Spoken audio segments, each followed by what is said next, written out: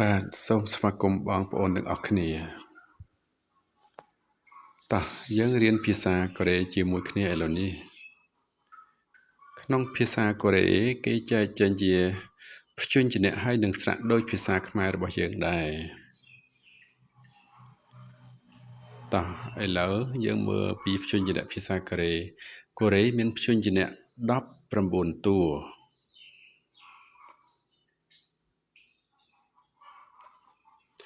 ទី1គីយ៉កទី2នៀន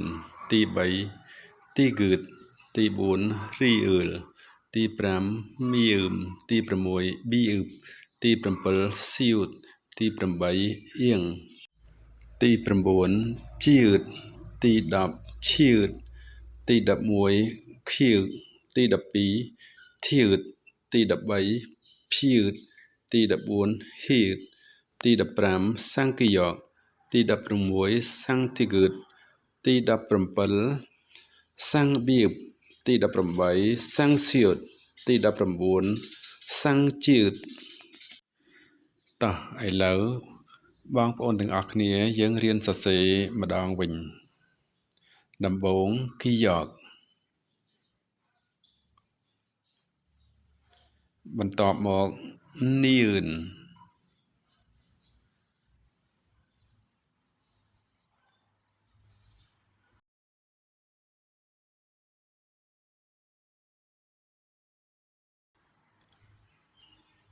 ធីហ្គឺតបន្ទាប់មករៀល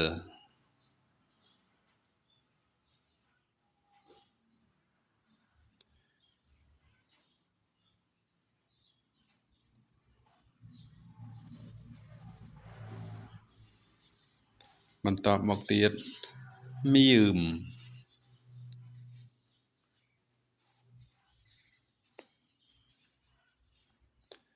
បន្ទាប់មកទៀតបៀប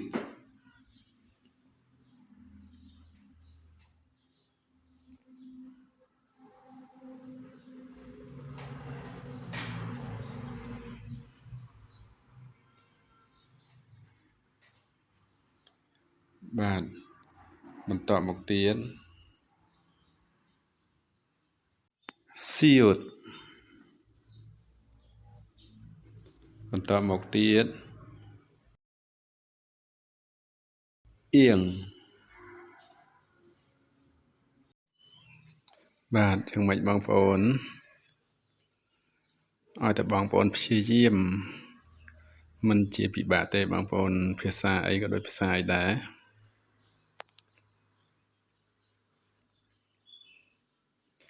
ឥឡូវបន្ទាប់មកទៀតជីអឺត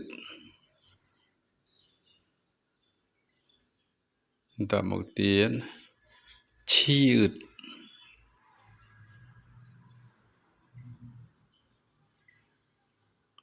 ក្នុងការសរសេរដំបូងពិបាកបន្តិចដែរបាទប៉ុន្តែបើសរសេរបានច្រើនបន្តិចទៅគិតថាវាស្រួលដូចតែភាសាខ្មែររបស់យើងដែរ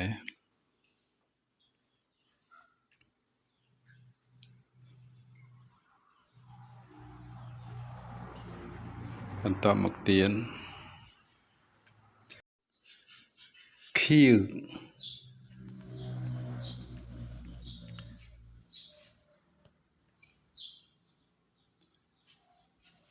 បន្ទាប់មកទៀតធីហ្គឺត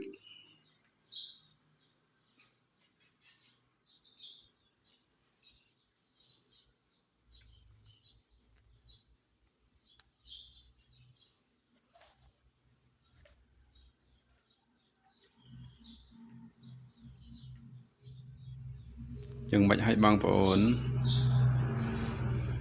សរសេរតន់ទេនេះបន្ទាប់មកទៀតភៀប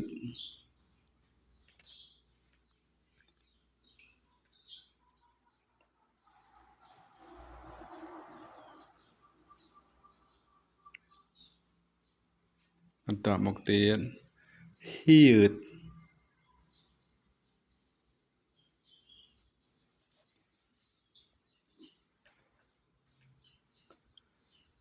បាទឥឡូវដល់ព្យញ្ជនៈតម្រួតគ្នាម្ដងហើយ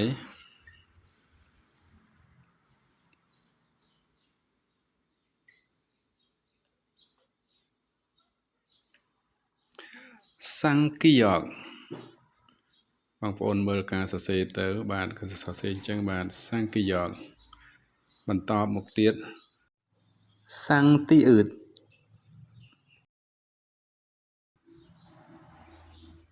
បាទគិតថាมันពិបាកទេណា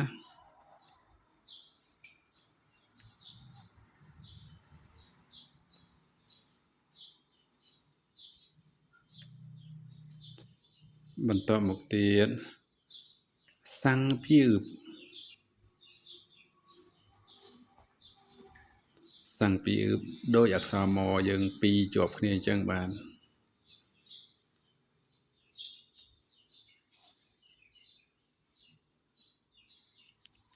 បន្តមកទៀតអ្វីទៅណាសង្គសៀវត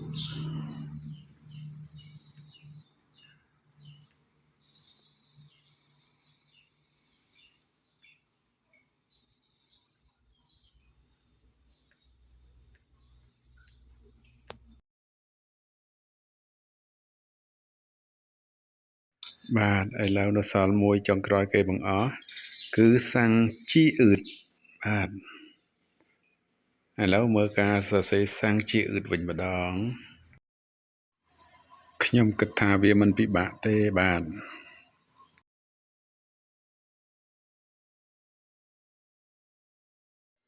បាទអរគុណណាស់បងប្អូនដែលបានទស្សនាគ្រប់គ្នាបាទឥឡូវទាំងព្យញ្ជនៈតូលនិងព្យញ្ជនៈផ្សំក៏ត្រូវបានបញ្ចប់ហើយពេលក្រោយយើងនឹងរៀនអំពីស្រៈវិញម្ដងថើមេម៉ាណាយ៉ូ